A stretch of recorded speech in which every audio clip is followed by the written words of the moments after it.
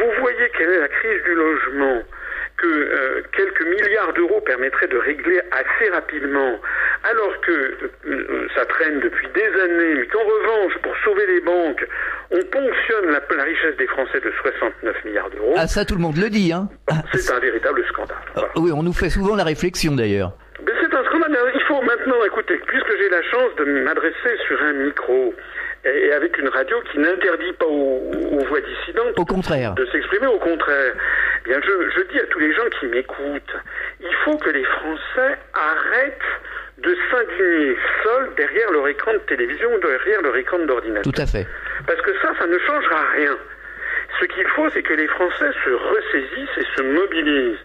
Il y a une formule assez terrible qu'avait faite un essayiste suisse qui vivait au XXe siècle, qui est mort en 91, qui s'appelait Max Frisch, et qui parlait des dictatures, et il disait « Il y a encore pire que le bruit des bottes, c'est le silence des pantoufles. C'est-à-dire que ce qui assure la solidité d'une dictature, finalement, c'est moins le bruit des bottes des soldats. D'ailleurs, il n'y a plus de soldats. Nous, maintenant, les armées qui nous dominent, ce sont les médias qui nous lavent le cerveau continuellement à la télévision. Donc, il y a pire que ça. Ce qui est pire, c'est la passivité. C'est l'apathie, l'inertie du peuple français qui, finalement, baisse la tête au lieu de se rebeller. Nous leur apportons une offre politique totalement nouvelle. Nous leur disons qu'il faut qu'ils laissent de côté tous les autres mouvements politiques, parce que sinon on n'en sortira jamais. En particulier, alors je sais que ça nous vaut beaucoup de critiques de la part de leurs partisans, mais nous renvoyons dos à dos le Front National et le Front de gauche, puisque nous disons que, d'ailleurs c'est pour ça que les médias passent leur temps à promouvoir Madame Le Pen d'un côté, Monsieur Mélenchon de l'autre, parce que pendant qu'ils s'engueulent à la télévision, à la radio, etc., en fait ils divisent les Français. Oui, c'est une stratégie. Là où les Français devraient se réunir. Et tout ça, quel est le plus grand bénéficiaire de cette division du peuple français entre, 15-18% de gens qui vont au Front National et qui ne sont ralliés par personne? La capacité de rassemblement du Front National au deuxième tour est nulle. Ils font beaucoup de voix au premier tour et après, au deuxième tour, ils ne rassemblent personne. Et puis à gauche, vous avez le Front de gauche qui a fait 10-12%. Et lui aussi, il a une capacité de rassemblement au deuxième tour qui est extrêmement faible. Eh bien, cette division qui est cultivée, qui est médiatisée systématiquement par les médias, eh bien, c'est ça qui est l'assurance tout risque du système. Donc nous disons à tous les Français, je le disais tout à l'heure en préambule, laissez de côté tout ça, provisoirement. Provisoirement, il ne s'agit pas jusqu'à la fin des temps de dire que les Français vont se rassembler, c'est pas possible. C'est normal qu'il y ait une droite, normal qu'il y ait une gauche. Mais en temps de crise aiguë, c'est comme au moment de l'occupation, lorsque les Français avaient perdu leur pouvoir. C'était la dernière fois que c'est arrivé dans notre longue histoire. C'est arrivé plusieurs fois dans notre histoire que les Français perdent le pouvoir. C'est arrivé la dernière fois, c'était en 40. De 40 à 44, les Français, au bout d'un certain moment, ça a été difficile, mais ils ont fini par se rassembler dans le Conseil national de la résistance, en mettant de côté leurs différences, parce qu'il y avait beaucoup de différences, entre De Gaulle, les communistes, les chrétiens, les socialistes, les socio-chrétiens, les patrons, les ouvriers, il y avait tout au Conseil national de la résistance. Mais ils étaient tous tombés d'accord sur le fait qu'il fallait provisoirement mettre ces différences de côté pour récupérer la souveraineté de la France, c'est-à-dire notre droit à décider de notre propre avenir. On propose ça aux Français, et comme on est cohérent avec nous-mêmes, nous focalisons dans notre programme, sur un programme d'ailleurs qui est inspiré de celui du Conseil national de la résistance, et nous mettons de côté systématiquement tous les sujets qui fâchent. Les sujets qui fâchent pour rien. Ou pas pour grand-chose. Donc les sujets polémiques, vous savez, les sujets sociétaux, comme l'euthanasie, le mariage pour tous. Oui, justement. Ou aussi des sujets comme l'énergie nucléaire, la fiscalité des entreprises, la fiscalité du patrimoine. Tout ça, ce sont des sujets qui sont importants, qui ne le sont pas. Mais je dis que ce sont des sujets secondaires par rapport au sujet principal qui est de récupérer la souveraineté de la France. Et si nous prenons des positions dans un sens ou dans un autre, eh bien nous ferions fuir les Français de droite ou les Français de gauche, selon les positions que nous prendrions. C'est exactement ce petit jeu auquel se livrent le Front National et le Front de gauche, qui s'affrontent, c'est d'ailleurs leur terme, c'était front. Nous ne sommes pas un front, nous sommes une union. Nous sommes une union populaire républicaine, l'UPR, dont la vocation, c'est justement de rassembler les Français de bonne volonté, en disant, pour l'instant, il faut d'abord et avant tout récupérer notre souveraineté. On marque une pause, on revient dans quelques instants. Fréquence Fréquence Évasion. Fréquence Évasion vous informe sur votre région. Que se passe-t-il près de chez vous? Pour le savoir, cliquez sur Région et Office de tourisme. Bon séjour dans le Sud. Venez visiter le site Fréquence Évasion, www.fréquenceévasion.com. Fréquence Évasion. Nous sommes de retour sur Fréquence Évasion, c'est le grand forum, nous sommes toujours en compagnie de François Asselineau. Alors certains de nos auditeurs, et c'est quand même assez récurrent, s'étonnent qu'on n'arrive pas à lutter contre les paradis fiscaux. Le président Sarkozy n'y est pas arrivé. Comment se fait-il ? D'abord parce que les paradis fiscaux sont intimement liés à la stratégie américaine et à la stratégie de l'oligarchie financière. Or, c'est justement eux qui tirent les ficelles de la construction européenne. Nous sommes, je me permets de le signaler au passage, le seul mouvement politique français qui explique aux Français que la construction européenne n'est pas une invention de Robert Schuman ni de Jean Monnet, que ce sont les États-Unis d'Amérique, que c'est Dean Acheson notamment et Truman qui en ont eu l'initiative et qui n'ont cessé que de financer cette construction depuis les années 50, et ils continuent encore d'ailleurs. Ce sont les Américains qui exigent de faire entrer la Turquie dans l'Union européenne, parce que la Turquie est membre de l'OTAN, et il s'agit de faire coïncider dans leur esprit l'OTAN et l'Union européenne, qui n'est que la face civile de la même médaille d'asservissement à l'empire euro-atlantiste qu'ils veulent élaborer. Alors, dans ces conditions, les paradis fiscaux, excusez-moi, mais c'est un peu un sous-produit de tout ça. Ouais. Comment voulez-vous lutter contre les paradis fiscaux lorsque vous avez, au sein de l'Union européenne, des États qui sont en eux-mêmes des paradis fiscaux? Je pense par exemple au Luxembourg, ou bien je pense à l'Autriche, ou bien je pense également, on en parle peu, mais au Royaume-Uni, il y a quand même l'île de Man. Voilà, vous avez donc des États dont l'intérêt, d'ailleurs Chypre était presque un paradis fiscal, l'intérêt national est justement d'empêcher toute mesure trop contraignante contre les paradis fiscaux. Donc je vous rappelle que les traités ne peuvent être modifiés qu'à l'unanimité, et donc un seul État, le Luxembourg par exemple, pourrait tout bloquer.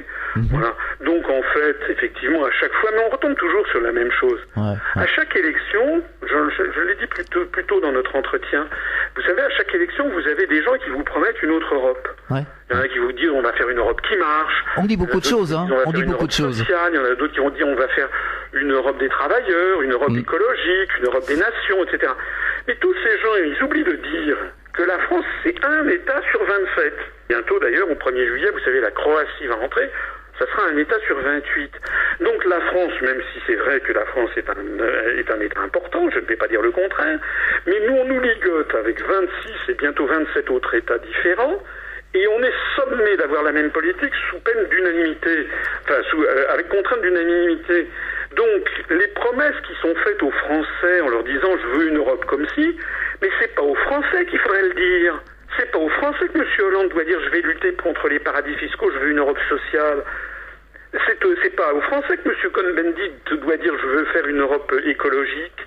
C'est pas aux Français que M. Mélenchon doit dire « je veux faire une Europe entièrement nouvelle, une Europe des travailleurs ». Ils doivent d'abord aller le dire aux 26 autres peuples, et notamment aux 26 autres chefs de gouvernement.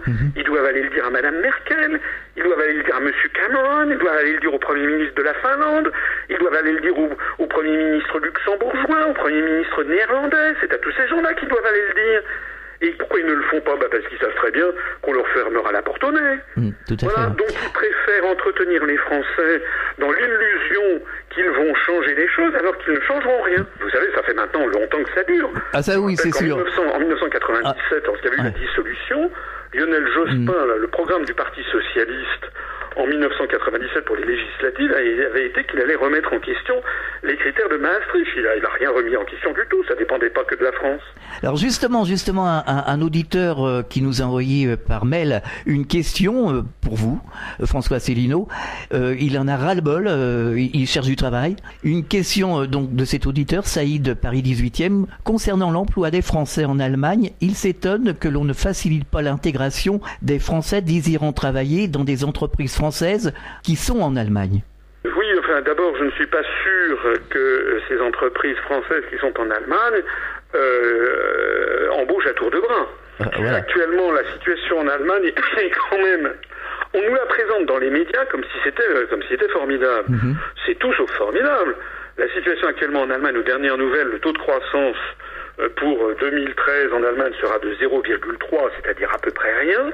Alors c'est vrai que c'est pas la récession, mais enfin c'est pas brillant du tout. C'est à peu près rien. Deuxièmement, je rappelle que l'une des raisons importantes pour lesquelles l'Allemagne se porte un peu mieux que les autres, c'est parce que tout simplement ils ont mis en pièces le droit, les acquis sociaux. Vous savez qu'il n'y a pas de SMIC interprofessionnel en Allemagne.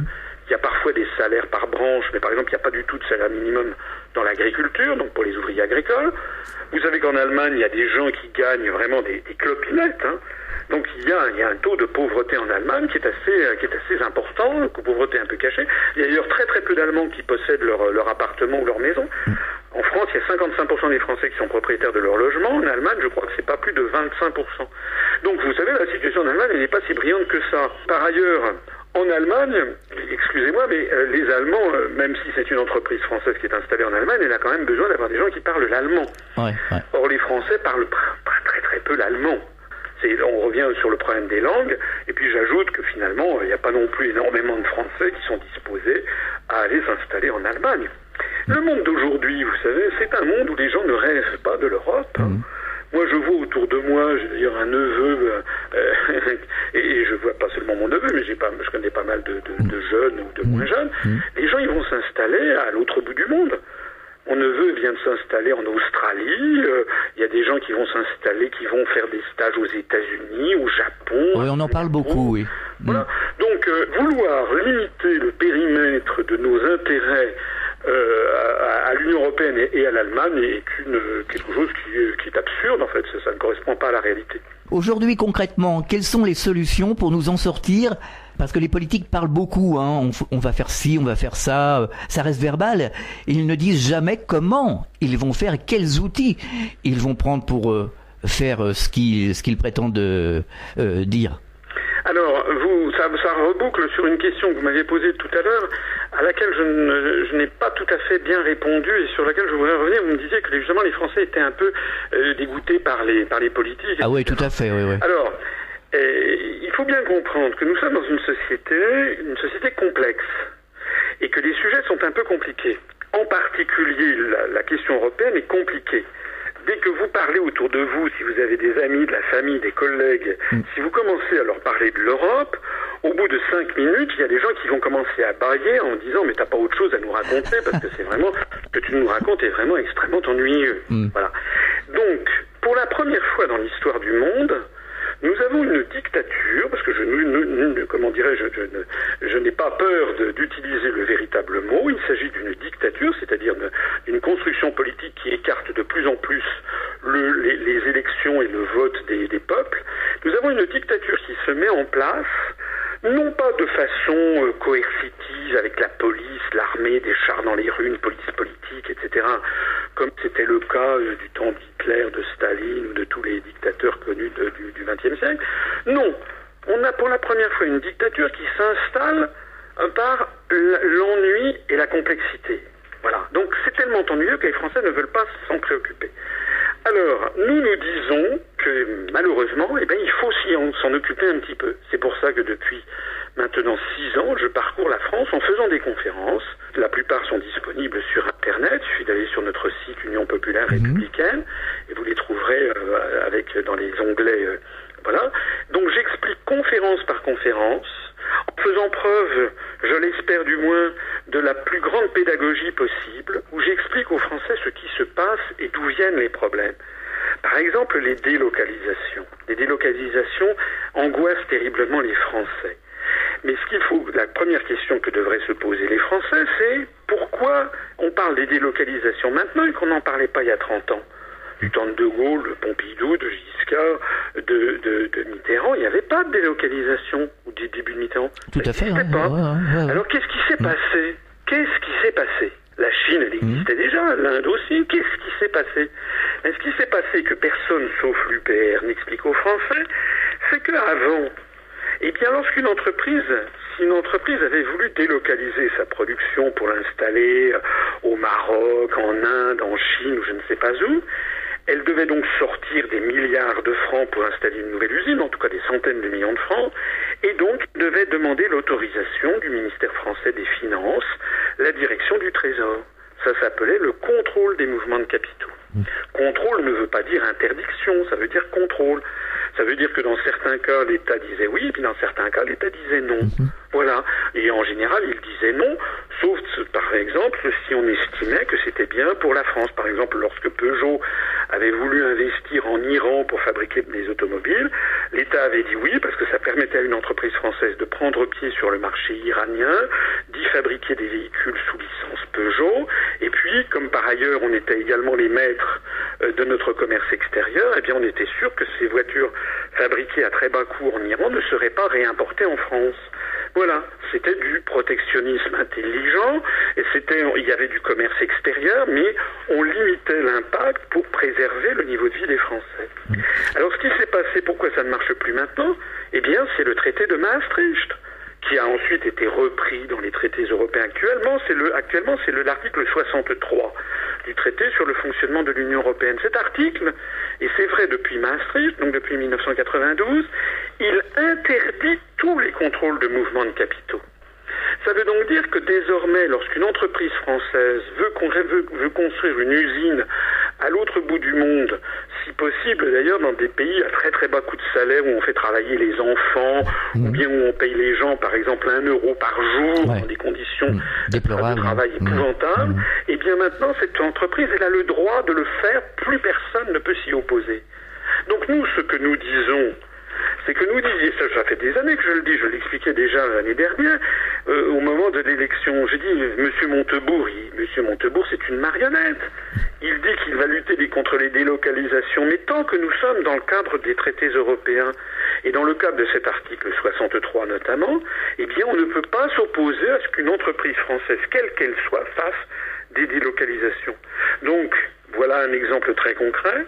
Si nous voulons lutter, et il faut le faire, parce qu'on est en train de ruiner non seulement la France, mais nos enfants, nos petits-enfants, etc. On va leur laisser un pays où il n'y aura plus d'industrie, c'est-à-dire un pays pauvre. Donc si on veut arrêter cette hémorragie quotidienne d'entreprises, eh bien il faut que l'État reprenne les manettes. Reprendre les manettes, ça veut dire qu'il réintroduise un contrôle des mouvements de capitaux. Réintroduire un mouvement de capitaux, un contrôle des mouvements de capitaux, ça veut dire s'opposer à l'article 63, ça veut donc dire dénoncer cet article, ça veut donc dire dénoncer le traité qui nous ligote avec les autres. D'ailleurs, au passage, cette dénonciation permettra de lutter également contre les achats venant de l'étranger. Vous savez, les Français s'en émeuvent à juste titre. Par exemple, l'émir du Qatar rachète absolument. Les hôtels de luxe. L'émir du Qatar est en train de tout racheter. L'autre jour, on apprenait que c'était un Chinois propriétaire de casino à Macao qui a racheté le château de Gevrey-Chambertin en Bourgogne. On apprend que tel ou tel grand groupe américain rachète ci ou rachète ça. Eh bien, avec ce système tel qu'il figurait avant, là aussi, il y a 20 ans, l'émir du Qatar ne rachetait pas tout ça par appartement. Pourquoi? Parce qu'il y avait le contrôle des mouvements de capitaux qui fonctionnait aussi dans l'autre sens. C'est-à-dire que si quelqu'un voulait racheter des choses en France, il fallait qu'il obtienne l'autorisation. Voilà, donc c'est une des raisons. J'ai fait une conférence qui s'appelle les 10 raisons de sortir de l'Europe, j'y renvoie à vos auditeurs, parce que je montre que si nous voulons sortir de l'Union européenne, ça n'est pas du tout par xénophobie, racisme, nostalgie, ça ce sont les slogans de ceux qui veulent qu'il n'y ait jamais de débat. Il s'agit de nous diaboliser, puis on dit, oui, vous parlez comme le Front National, donc vous êtes d'extrême droite, donc vous êtes pour le Troisième Reich. Voilà. C'est à ça que ça sert le Front National, c'est-à-dire à empêcher tout débat. D'ailleurs, je signale que le Front National a sur ces questions des positions extrêmement variables. Je renvoie vos auditeurs qui ne le croient pas à la profession de foi de Madame Le Pen. En 2012, donc il y a moins d'1 an pour la présidentielle, elle ne parlait absolument pas de sortir de l'Europe, ni même de sortir de l'euro sur sa profession de foi envoyée à 46 millions d'électeurs. Donc nous, ce que nous disons, c'est qu'on a le droit de débattre de ces sujets. Normalement, je devrais être invité à la télévision ou dans les grandes radios pour débattre avec des gens qui sont contre mes idées, et puis que le public, les Français, se fassent une opinion. Mais vous n'êtes pas contre la fermeture des frontières, vous êtes quand même pour la libre circulation. Mais écoutez, nous sommes pour un contrôle. D'ailleurs, je vous signale qu'actuellement, nous sommes toujours pour un contrôle des frontières. Nous sommes actuellement dans ce cas. Oui, mais je veux dire, on peut circuler. Si vous prenez actuellement un avion pour aller, d'abord, si vous allez, par exemple, en Angleterre, que vous preniez l'avion, ou que vous preniez le bateau ou que vous preniez l'Eurotunnel, on contrôle vos papiers. Lorsque vous prenez l'avion pour aller à Djerba en Tunisie, ou au Maroc, ou à Moscou, au Japon, voilà, vous prenez l'avion dans n'importe quel aéroport, on vous contrôle vos papiers. Donc le cas général, c'est toujours le système de contrôle. Un contrôle, ça n'est pas une fermeture, je le disais tout à l'heure. Un contrôle, c'est un contrôle. D'ailleurs, les Français qui voyagent dans le monde, il y en a quand même beaucoup maintenant qui voyagent dans le monde, savent très bien que dans tous les États du monde, on est contrôlé quand on entre et quand on sort, sans que ce soit pour autant des tyrannies épouvantables. Le seul cas qu'il y a de différent en France, c'est qu'effectivement, quand vous passez la frontière avec l'Espagne, l'Italie, l'Allemagne, le Luxembourg, la Belgique et puis la Suisse qui fait partie de l'espace Schengen, là, il n'y a plus du tout de contrôle. Donc c'est un cas particulier, mais le cas général, c'est que nous avons des contrôles de personnes. Ce que je trouve d'ailleurs assez amusant, c'est que les gens qui poussent des cris d'orfraie en disant le contrôle des personnes, vous vous rendez compte, c'est inimaginable, ce sont les mêmes qui ne cessent que de nous donner en exemple le modèle américain. Or, s'il y a bien un État au monde qui est un État policier et qui surveille le contrôle de ses frontières d'une façon absolument invraisemblable et draconienne, c'est bien les États-Unis d'Amérique. Nous, ce que nous disons, c'est que nous insistons sur le contrôle des mouvements de capitaux. Oui, c'est ça, ouais. Bon, voilà. Pour les mouvements de contrôle de personnes, nous disons, ça sera aux Français de décider. Si nous voulons rester dans l'espace Schengen, nous resterons dans l'espace Schengen. Si on veut avoir une politique plus ferme, on aura une politique plus ferme. Et puis voilà. Mais ça n'a pas de rapport direct avec la sortie de l'Union européenne. Je disais à l'instant même que la Suisse, qui n'est pas dans l'Union européenne, fait partie de l'espace Schengen. Ce sont des affaires qui sont disjointes. Mais encore une fois, votre question est assez judicieuse. Permettez-moi de vous le dire, parce que c'est effectivement, ça fait partie des gros fantasmes que l'on nous sort. Les gens pensent que si on veut sortir de l'Union européenne, c'est qu'on serait des xénophobes, des racistes, des ci, des ça, et qu'on voudrait refermer la France. Il n'en est absolument pas question. Nous disons même que c'est l'inverse qui est vrai. L'inverse qui est vrai, parce qu'actuellement, la construction européenne est en train de couper la France de tout ce qui faisait son rayonnement mondial. Vous avez des gens en Amérique latine. Moi, j'ai des amis, je le dis souvent, j'ai des amis en Amérique latine, en Russie, en Chine, dans le Moyen-Orient, les gens qui aiment bien la France. Il y a beaucoup de gens qui aiment bien la France, vous savez. Mais la France des droits de l'homme, la France de De Gaulle, la France qui est un phare de la civilisation mondiale, la France qui fait rêver. Bon, ces gens-là qui vivent dans tous les pays du monde, dans toutes les civilisations, quand ils aiment bien la France et si ce sont des amis, ils vous disent, mais qu'est-ce que vous êtes en train de devenir ? Où est la France qu'on aimait tant, celle de Gaulle, qui savait remettre à sa place les États-Unis, qui remettait aussi à sa place les Russes quand il le fallait? Où est cette France dont nous avions besoin, qui doit être le porte-parole d'une autre vision du monde que la vision des anglo-saxons? Donc là, en ce moment, nous sommes en train de perdre pied en Amérique latine, en Moyen-Orient, en Afrique francophone, au Maghreb. De plus en plus de gens se tournent vers la langue anglaise, par exemple. Et en ce moment, la politique que nous avons au Moyen-Orient est calamiteuse pour nos intérêts. Donc en fait, au lieu de s'ouvrir sur le monde, la construction européenne est en train de nous rapetisser, de nous enfermer dans une structure complètement artificielle qui va de l'Andalousie à la Laponie et qui est placée sous la direction générale des États-Unis d'Amérique. Donc nous disons, c'est exactement le contraire qui est vrai, c'est en sortant de l'Union européenne, eh bien que nous retrouverons le rayonnement mondial. Voilà. D'ailleurs, quand vous parlez à des partisans de la construction européenne, assez rapidement, ils agitent des grandes peurs ancestrales et de nature raciste. Moi, je vois souvent dans des débats, quand j'en ai parfois, ça m'est arrivé il y a quelque temps de ça, à l'université de Rouen, assez vite, vous avez des partisans de la construction européenne, les mêmes qui me disaient 10 minutes avant qu'il fallait être ouvert sur le monde ici et ça, les mêmes vous disent 10 minutes après, ah oui, mais si on ne s'allie pas, vous vous rendez compte, on va être submergé par les Arabes, on va être submergé par les Noirs, on va avoir le péril jaune, etc. C'est-à-dire des réflexes qui sont des réflexes de nature racialiste, pour ne pas dire raciste. C'est d'autant plus absurde que la France entretient d'excellentes relations, ou entretenait, malheureusement c'est un peu en train de se même avec des pays comme le Maroc, la Tunisie, les pays d'Afrique, mais aussi avec la Chine, etc. Et l'idée, par exemple, qu'il faille fusionner pour se protéger des méchants chinois, c'est une idée complètement absurde.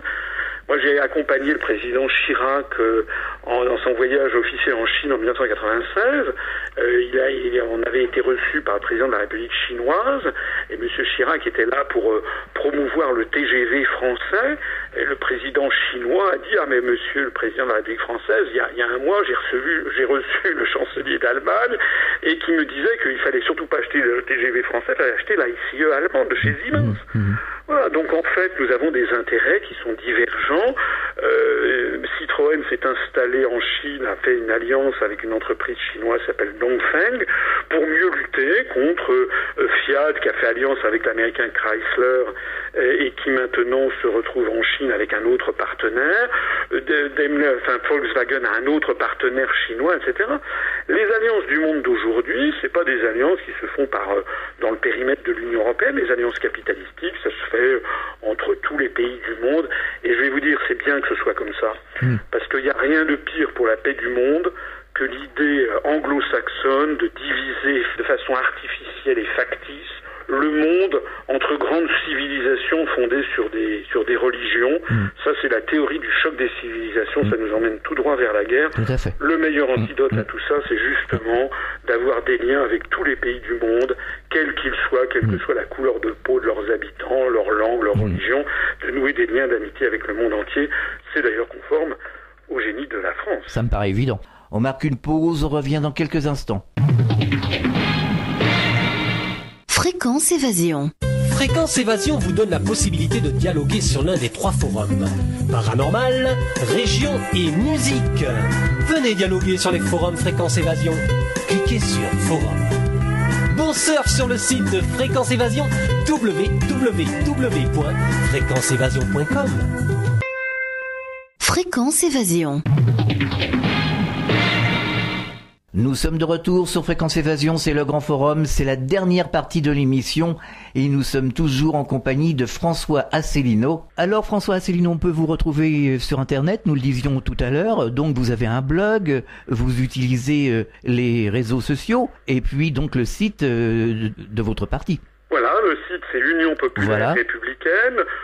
Si vos auditeurs sont intéressés, ils mettent mon nom également, Asselineau, A2SELINEAU, et puis après, ils se laissent guider sur ce qu'ils trouveront selon les moteurs de recherche. Moi, je conseille d'aller sur le site de l'Union Populaire Républicaine, u-p-r.fr, mais il suffit de taper sur un moteur de recherche UPR ou bien Union Populaire, ils le trouveront tout de suite. Sur notre site, il y a beaucoup d'éléments d'information, et en particulier, il y a un onglet où ils pourront aller voir toutes les conférences qui sont en ligne. Les forums. Je leur souhaite bien du loisir, parce que mes conférences font souvent plusieurs heures, mais ils peuvent les écouter par morceaux. Il y a aussi des morceaux choisis parfois. Et puis voilà. Vous organisez des forums?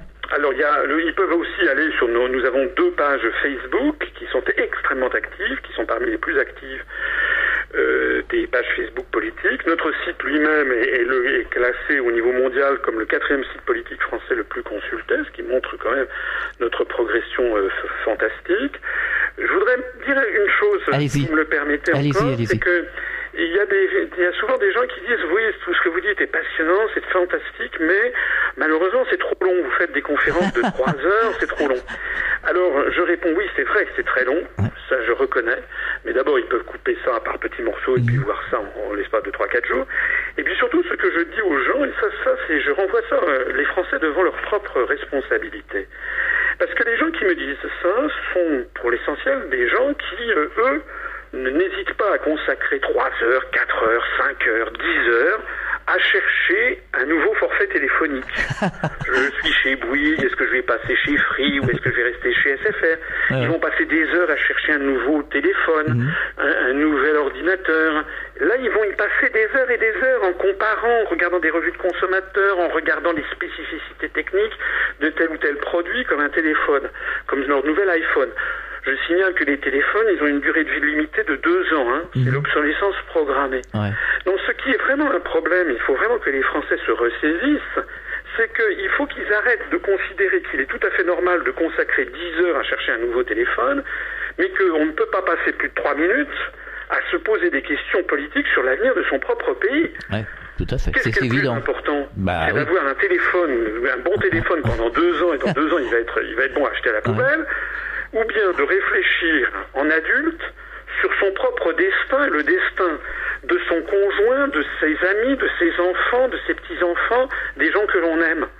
Il faut donc que les Français comprennent que la guerre qui leur est livrée, je l'ai déjà dit tout à l'heure, j'y reviens, c'est d'abord une guerre de complexité intellectuelle, et donc ça nécessite en effet que les gens acceptent de passer quelques heures à réfléchir et à prendre connaissance d'informations dont les grands médias les sèvrent, enfin ne leur donnent pas, afin qu'ils comprennent effectivement ce qui se passe. En tout cas, c'est comme ça que nous progressons, parce que les gens qui rejoignent notre mouvement n'adhèrent pas spontanément.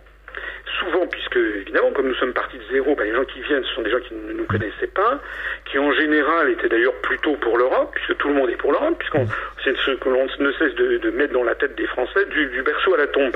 Donc on leur met dans la tête du berceau à la tombe que l'Europe c'est quelque chose de formidable, et donc les Français sont pour. Alors les gens qui nous découvrent dans un premier temps ont souvent une réaction de stupéfaction, parfois même d'indignation, etc.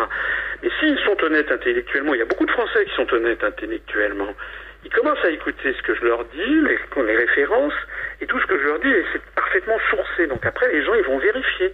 Est-ce que cette information est exacte? Est-ce que cet article existe en effet? Est-ce que le discours de M. Bush à l'université de Varsovie, est-ce que l'interview du président Eisenhower, du général Eisenhower, dans le Paris Match d'octobre 1951 qu'il cite, est-ce que c'est vrai? Donc tout ça, c'est très très précis, et puis progressivement, les gens découvrent qu'en effet, tout ce que je dis, d'abord est parfaitement valide. Vous savez, c'est mon métier, un inspecteur général des finances, c'est quelqu'un qui ne peut, par principe, ce qu'on nous apprend à l'inspection, c'est que tout ce que nous disons doit toujours être absolument certain, doit être validé par des sources irréfutables. Donc les gens découvrent que ce que je dis est vrai, et d'un seul coup, ils commencent à comprendre tout ce qu'ils ne comprenaient pas auparavant. Alors résultat, les gens mettent souvent plusieurs mois à adhérer, mais ça nous fait ensuite des adhérents qui sont absolument fiables et totalement convaincus de la justesse de notre position, d'un mouvement totalement républicain.